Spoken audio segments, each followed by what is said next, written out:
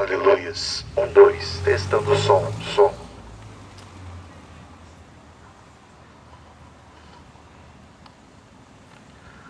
Aleluias. Bom dia a todos, prezados e amados, queridos irmãos, graça e paz da parte de Deus, nosso Pai, da do Senhor Jesus Cristo, nosso Salvador. Saudações de paz do seu irmão em Cristo Jesus, Diego. Querido, nós estaremos iniciando oficialmente o trabalho de evangelismo, onde nós iremos abordar a palavra de Deus na data de hoje. Eu sou de Londrina, aqui próximo a vocês, e o Senhor Jesus colocou em meu coração, nesta manhã, estar aqui em sua cidade, para abençoar sua vida, porque Deus não despede ninguém de mãos vazias. Jesus, ele tem a intenção de nos abençoar. A Bíblia diz que o vento assopra aonde quer e ouve a sua voz, mas não sabe de onde vem nem para onde vai. Assim são todos aqueles que é nascido do Espírito. Então Jesus me despertou nesta manhã, conduzindo os meus passos a estar aqui. Uma cidade muito bonita. Eu estava andando com a minha moto, eu estava vendo a cidade muito bonita. E Jesus tem a intenção de abençoar as suas vidas. A Bíblia diz: quem tem ouvidos, ouça o que o Espírito diz às igrejas. E se hoje você ouvir a voz de Deus, não endureçais os vossos corações. Primeiramente, quem está disposto a ouvir o Evangelho, você vai abrir os seus ouvidos para ouvir o Evangelho. Eu não vim representar uma religião e não vim apresentar a placa de uma igreja para vocês. Eu vim justamente para falar do autor e consumador da nossa fé, que é Cristo Jesus. A Bíblia diz que não é nem pela força e nem pela violência.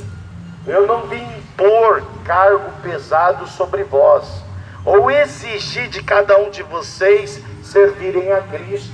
Você tem que vir por livre e espontânea vontade, porque Jesus quer convencer a todos nós através do seu amor. E ele demonstrou esse amor para conosco.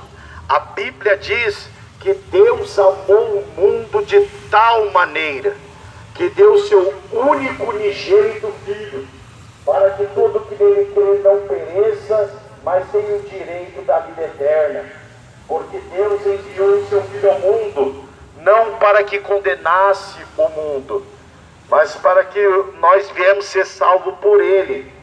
Quem crê nele não é condenado, mas quem não crê já está condenado, porquanto não creu no nome do unigênito Filho de Deus. Quem crê no Filho terá vida eterna.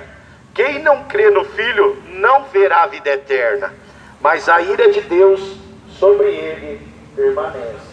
Entenda, senhoras e senhores, que a Bíblia expressa categoricamente, a Bíblia relata que Deus amou o mundo. Por que Deus amaria o mundo? Se os homens são intentados para o mal, se os homens são inclinados a praticar maldade, por que Deus olharia para o mundo com tanto compaixão, a ponto de oferecer e disponibilizar o seu único Filho? Existe um motivo para tudo isso. Existe a sua criação, a criatura a qual Deus criou, e somos nós. Então Deus olha com um olhar de compaixão, porque Deus prova seu amor para conosco, em que Cristo Jesus morreu por nós, sendo nós ainda pecadores. A Bíblia diz que Jesus morreu por mim e morreu por você e por todos nós, mesmo ainda a gente estando no pecado. É triste, tem que admitir, mas nós somos pecadores. A Bíblia diz no livro de Eclesiastes que não há homem que pratique o bem que não peque, querido. Todos pecaram e foram destituídos da glória de Deus. Então nós somos um mísero pecador que carecemos da misericórdia de Deus. Essa misericórdia que se estende aos homens diante de gerações e gerações. E hoje essa misericórdia, querido, está sobre Cristo para com a vida dos homens. A Bíblia diz: porque o Filho do Homem não veio para destruir as almas, mas para salvá-las. Jesus, ele não tem o prazer na morte do ímpio, mas o desejo de Deus é que todos os homens se salvem e venham ao conhecimento da verdade. O desejo de Cristo não é destruir o homem, mas sim salvá-lo. De que maneira? Fazendo que o homem perceba, para que o homem reconheça e tenha gratidão pelo sacrifício ao qual ele prestou naquela cruz. Se você não sabe, aquela cruz pertencia a mim e a você. Nós merecemos ser crucificados. Mas Jesus viu que o homem não suportaria, não aguentaria o flagelo. E portanto que ele disse ao Pai: eis-me aqui, me envia a mim. Então, portanto, que Jesus, ele não parou para pensar. Ele simplesmente se entregou por cada um de nós. E é isso que Jesus espera, a sua auto-entrega total. Que você reconheça que ele morreu em seu lugar. A Bíblia diz que quem fosse crucificado, quem estivesse na cruz, era um símbolo de maldição. Jesus se fez maldito por nós. Jesus sobrecarregou o seu corpo dos nossos pecados.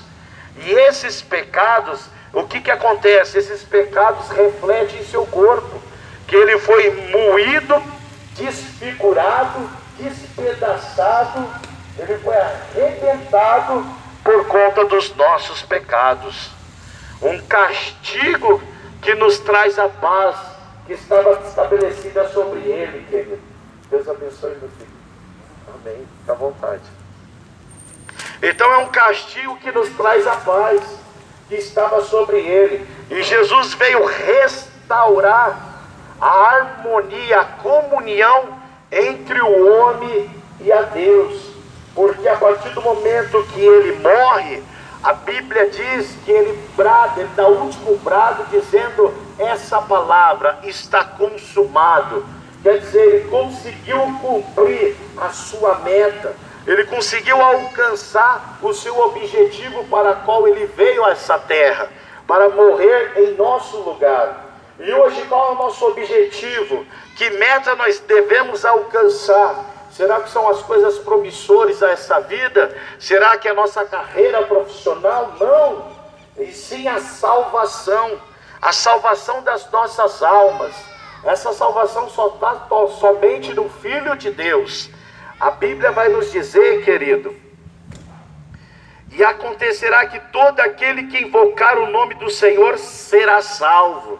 Hoje, se eu invocar o nome do Senhor, eu vou ser salvo pela sua misericórdia. Por quê? Porque nós não merecemos a salvação. Nós somos ruins. Nós temos o coração voltado para o mal. A Bíblia diz que o homem amou mais as trevas do que a luz. Esse texto comprova de uma forma assim veemente que os homens amaram as trevas.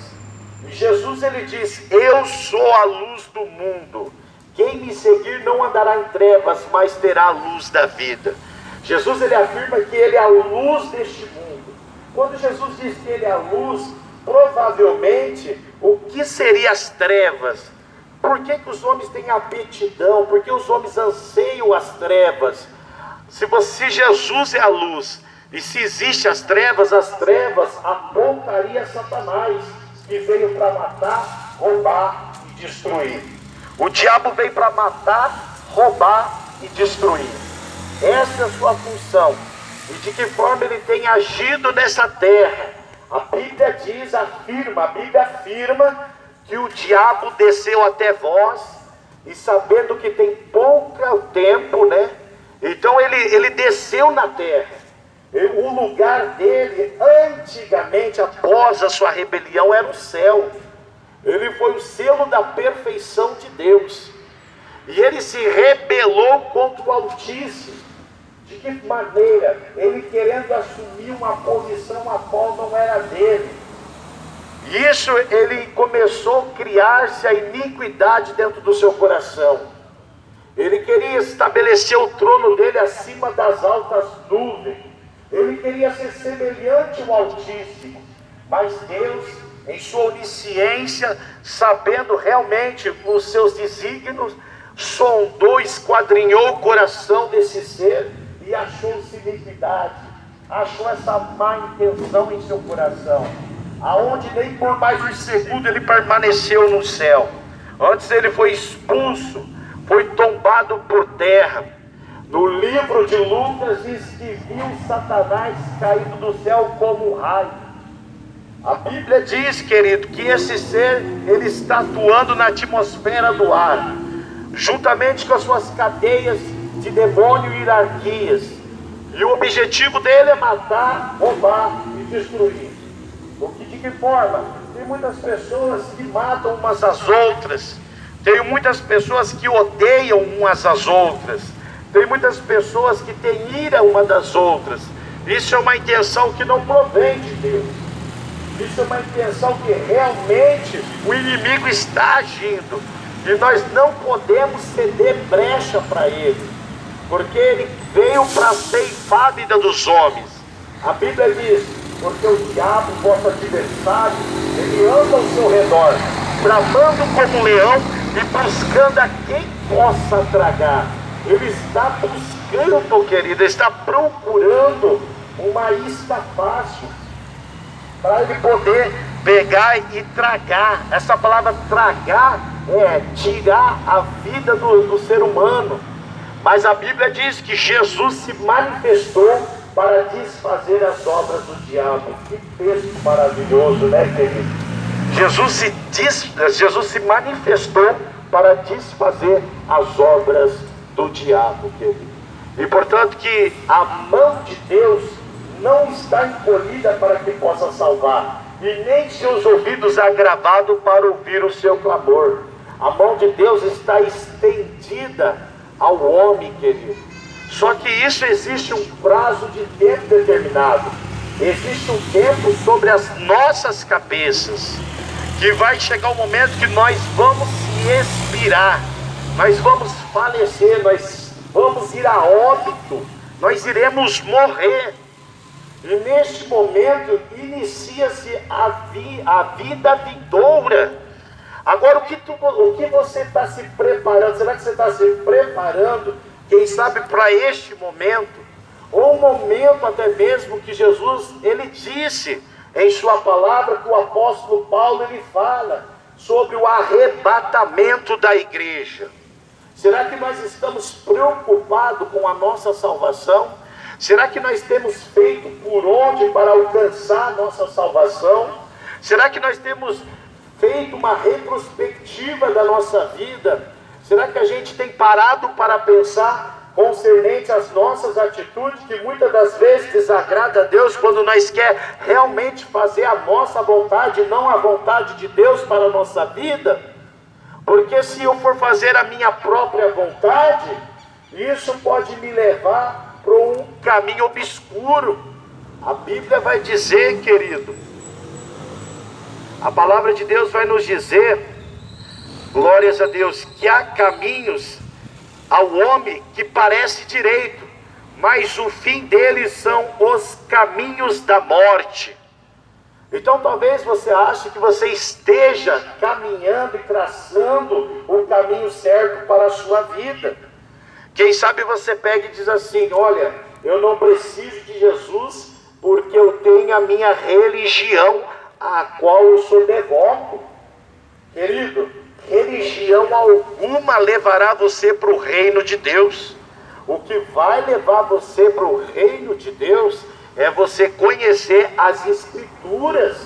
Jesus ele diz: examinai as Escrituras, porque cuidar ter nelas a vida eterna, e são elas que de mim testificam. Então Jesus ele pede para o homem examinar as Escrituras, porque na Escritura obtém a vida eterna. Você pode ver que o jovem rico, ele se direciona a Jesus, e ele disse: bom mestre, o que eu farei de bem para alcançar a vida eterna? Interessante que ele era um mancebo, um jovem, um adolescente. Ele procura a pessoa certa, ele faz uma pergunta sábia. Agora ele está ansioso para ouvir a resposta do mestre. Quer dizer, por mais que ele seria um jovem rico, mas as riquezas não estavam suprindo uma necessidade no seu interior.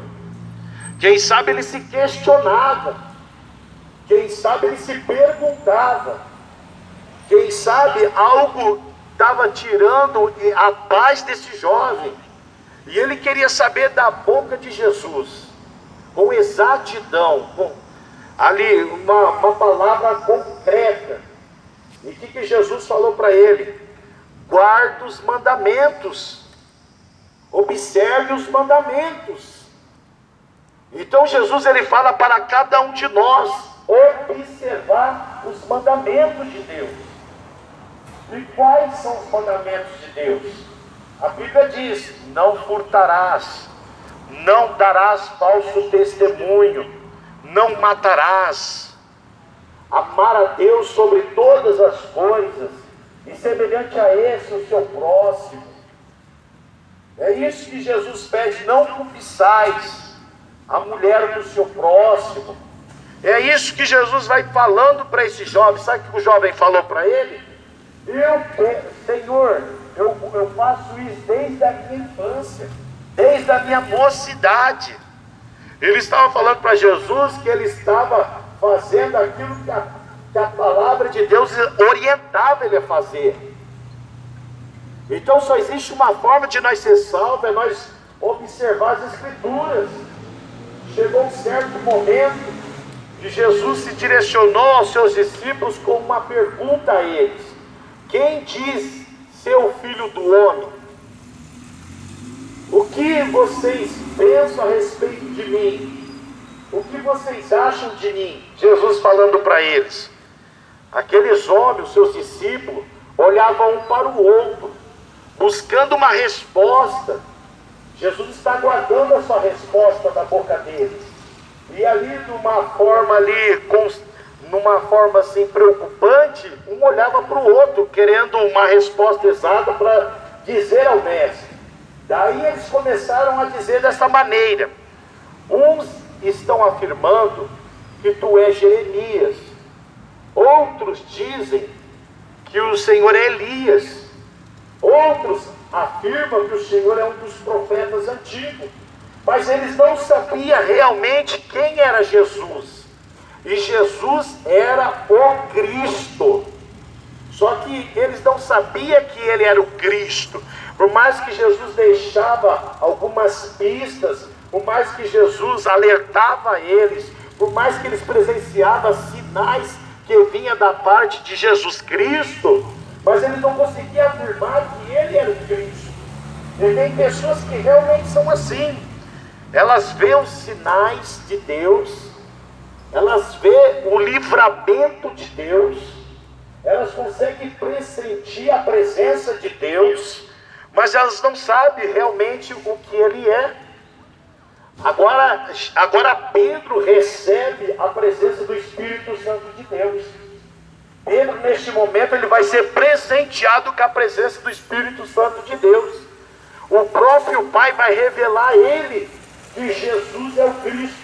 Só existe uma maneira de nós saber realmente acerca de Jesus, é quando nós recebemos a presença do Espírito Santo de Deus, que é o revestimento para as nossas almas. O Espírito Santo de Deus é considerado como consolador. Olha para você ver, o mundo, ele está de luto. As pessoas estão assustadas. por vários acontecimentos em pouco espaço de tempo.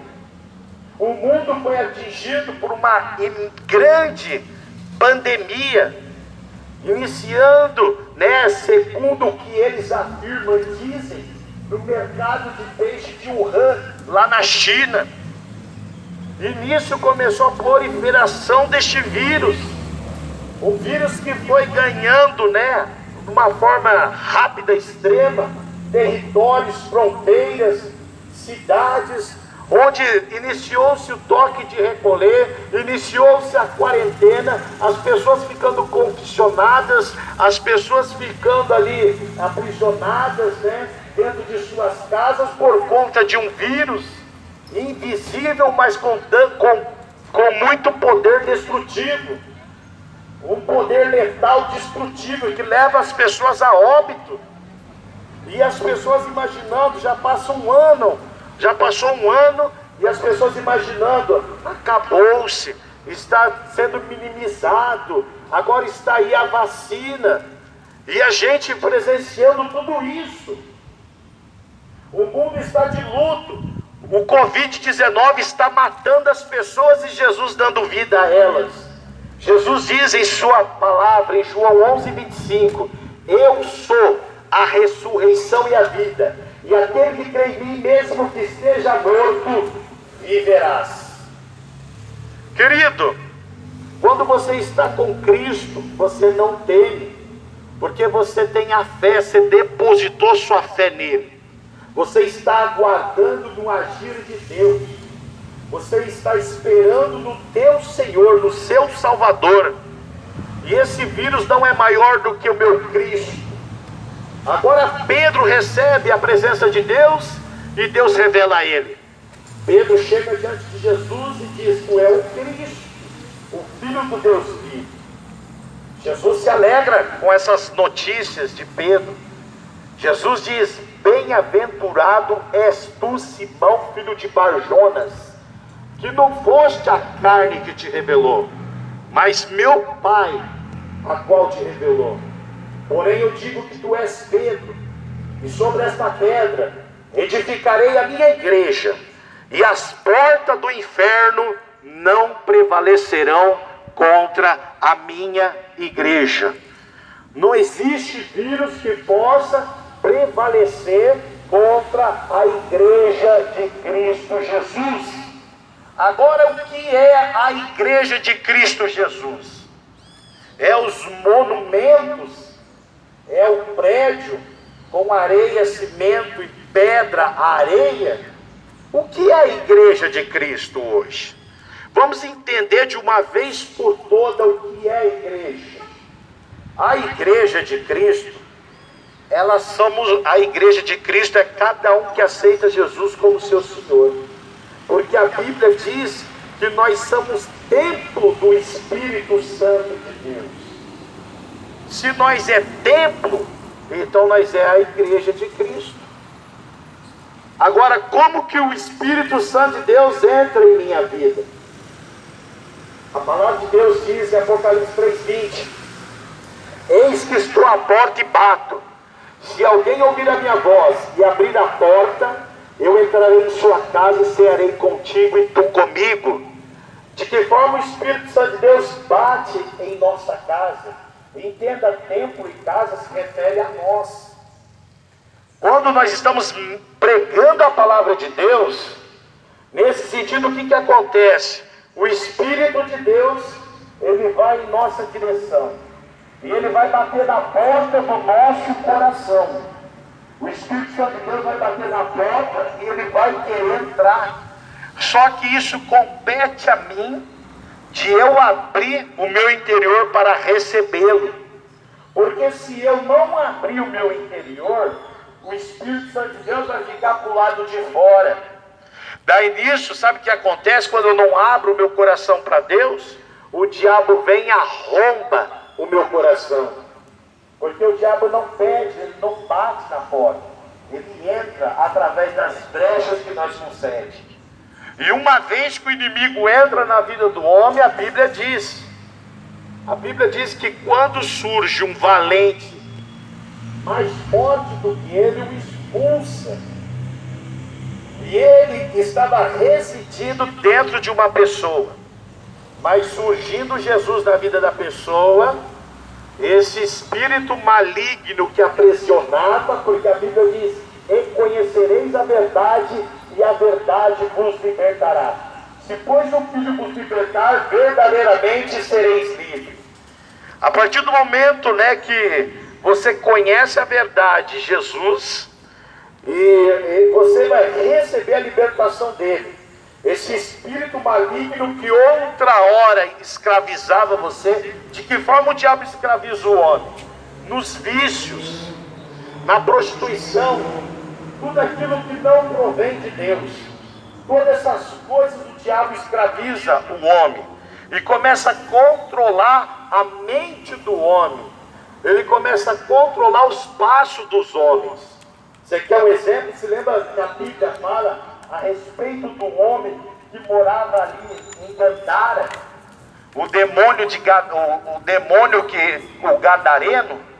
A Bíblia diz que este homem, ele morava nos sepulcros, ele residia no cemitério de sua cidade. A Bíblia diz que os homens tentaram travar ele em cadeias, amarraram ele, prenderam ele. Mas a Bíblia diz que habitava nele uma força indestrutível, a qual ele desmiuçava as correntes, os aguilhões, as prisões. Nada podia retê-lo, nada podia prendê-lo. Ele era selvagem, ele não era adomesticado, querido. E é isso que o inimigo faz com a vida do homem, faz que o homem perde a razão, faz que o homem perde os seus direitos, faz que o homem vive aí numa forma desumana. Era dessa mesma forma que esse homem vivia. Só que um dia Jesus apareceu na vida dele. A Bíblia diz que ele veio correndo e se prostrou perante Jesus. E Jesus perguntou: qual é teu nome? Ele diz: meu nome é Legião, porque nós somos muitos. E ele diz: que vieste tu aqui, Jesus, nos atormentados do tempo. Os demônios começaram a se agitar na presença de Deus. É bem provável que existem pessoas que estão agitadas, que estão se sentindo incomodadas, estão se sentindo afligidas por conta da pregação do Evangelho, querido. Mas nesta tarde Jesus te liberta. Nesta tarde vírus não fica em sua vida. Nesta tarde você é visitado com a presença de Deus. Nesta tarde Jesus renova as suas forças e seus vigor. Nesta tarde Jesus coloca novos pensamentos em sua cabeça. E aquele homem foi liberto. E a Bíblia diz que quando um espírito imundo sai da vida do homem, ele anda por lugares áridos, desertos, buscando uma outra moradia. E se ele não achar, entenda, se ele não achar, esse não achar é porque existem pessoas que estão vigiando, estão atentas, são atenciosas, não andam distraídas. Se nós andarmos distraídos, o inimigo vai realmente invadir as nossas vidas. E a Bíblia diz que quando ele não acha uma casa, ele volta para onde ele saiu. E ele traz consigo 7 espíritos piores do que ele. E o estado dessa pessoa fica pior do que do primeiro. E é isso que o inimigo faz. Você pode ver, tem pessoas que estão ficando possessas. Tem pessoas que estão escravizadas por essas drogas, essa imundícia. E essas pessoas não conseguem se libertar, são escravizadas. Você abandona a família, abandona emprego, abandona filho, não tem mais sentimento.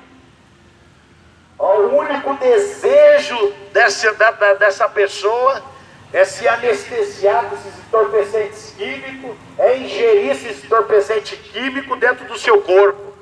O seu corpo é templo do Espírito Santo de Deus. O seu corpo não é feito também para a prostituição.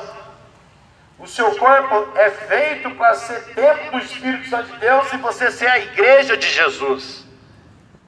Agora, se você pegar o seu corpo e começar a se relacionar com uma pessoa hoje, não deu certo essa pessoa, vou para outra. Outra não deu certo, vou para outra. Ou talvez você só é um leão que tem ansiedade de saciar sua carne. Ah, eu vou ficar com essa, fico com outra amanhã, fico com outra depois, fico com outra depois. Isso daí é prostituição, querido. Isso daí é prostituição. E existe outra coisa que Jesus fez. Deus fez macho e fêmea. Deus fez macho e fêmea. O homem tem que se relacionar com a mulher. E a mulher tem que se relacionar com o homem. Esse é o padrão de Deus para a vida do homem e da mulher. Tem pessoas que discordam disso. Tem pessoas que não concordam com isso, pelo fato dela ter a ambição sexual dela. Mas o que Deus exige, o que Deus quer para a vida do homem, é que o homem case com uma mulher que gera filho e assim forma uma família. E da mesma maneira a mulher case com o homem, ela gera filho do fruto desse amor e seja uma família. Agora, homem com homem é abominação perante os olhos de Deus. Mulher com mulher é abominação perante os olhos de Deus. Isso está registrado na palavra de Deus, provocando e despertando a ira de Deus. Só que as pessoas têm raiva, as pessoas não suportam ouvir a verdade, as pessoas querem continuar no seu ato pecaminoso, e a Bíblia diz que isso é pecado, e nós precisamos se consertar perante Ele, porque a terra está sendo atingida. Se lembra no tempo de Faraó? Faraó não queria deixar o povo hebreu sair do Egito. Deus enviou as pragas ao Egito. Tudo aquilo a qual eles prestavam culto foi atingido. Tudo aquilo que eles devocionavam, tudo aquilo que eles aplicavam no seu coração, Deus atingiu para eles saber realmente que existe Deus. E a última praga do Egito foi a morte dos primogênitos. Aquilo abalou o coração de Faraó. Faraó não hesitou mais resistir à vontade de Deus. Ele falou: sai então da minha terra, leva o seu povo, leva o que você quiser pegar,